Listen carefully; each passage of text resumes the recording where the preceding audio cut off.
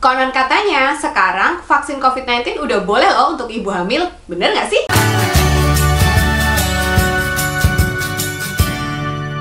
Halo, selamat datang di Kriwil Life. Ngobrolin kesehatan bareng aku, Bidan Kriwil. Hari ini aku akan ngomongin soal vaksin COVID-19 buat ibu hamil.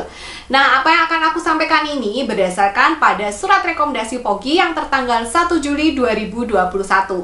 Jadi kalau misalnya kalian nonton video ini berminggu-minggu atau berbulan-bulan setelah surat rekomendasi tersebut dikeluarkan dan ada perubahan kebijakan baru, harap maklum ya. Tapi aku akan berusaha untuk kasih update kalau misalnya memang ada perubahan. Pada tanggal 1 Juli 2021, POGI mengeluarkan surat rekomendasi yang merupakan hasil diskusi antara POGI, Badan POM, BKKBN, dan ITAGI.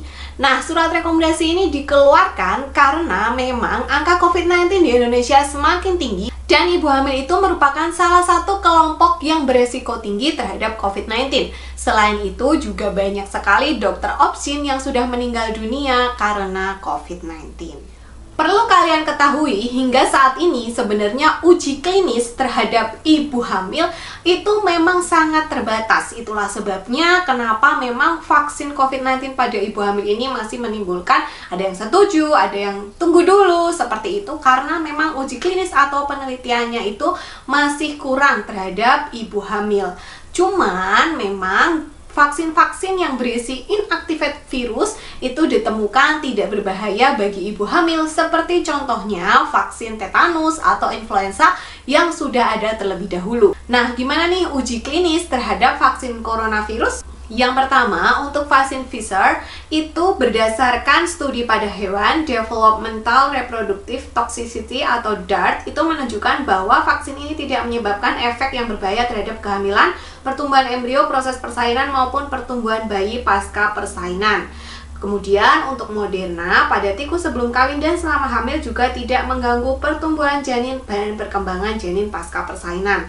Untuk vaksin Janssen, pada kelinci sebelum kawin dan saat hamil tidak menunjukkan gangguan pertumbuhan janin dan perkembangan pasca persalinan.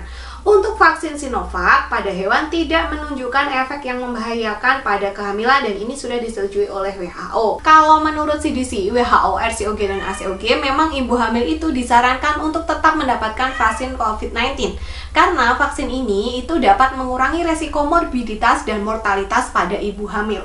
Selain itu, CDC juga tidak menyebutkan bahwa ibu harus menunda kehamilannya kalau misalnya ibu melakukan vaksin COVID-19 dan juga tidak ada tulisan harus melakukan tes kehamilan sebelum dilakukannya vaksin.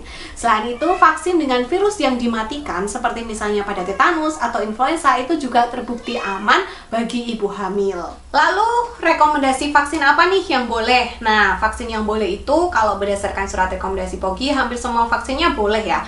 Mau itu AstraZeneca, Pfizer, Moderna, Sinovac, Sinopharm, itu semuanya boleh. Nah, Sinovac sendiri sudah disetujui oleh WHO dan karena ini merupakan inactivated virus, jadi dia itu terbukti aman dan bahkan bisa memberikan antibodi pasif terhadap neonatus atau bayi baru lahir. Ibu hamil sendiri yang mendapatkan vaksin COVID-19 ini dikelompokkan menjadi dua, resiko tinggi atau mereka yang usianya di atas 35 tahun, mereka yang punya komorbid seperti misalnya hipertensi, DM, jantung, seperti itu, atau mereka yang obes. Kemudian ibu yang resiko rendah. Nah, kalau resiko rendah ini sebaiknya memang konseling dulu dengan dokter. Dan perlu diingat ya bahwa uji klinis vaksin COVID-19 terhadap ibu hamil itu masih sangat sedikit penelitiannya terhadap manusia. Jadi adanya adalah uji klinis pada hewan. Oleh karena itu kita harus paham benar apa sih resikonya, apa kipinya, apa tujuannya. Dan memang harus konseling dulu sama dokter karena kehamilan setiap orang itu kan berbeda-beda ya. Ada yang kehamilannya baik-baik saja, ada yang ada penyulit gitu. Nah, oleh karena itu sebaiknya konsul dulu.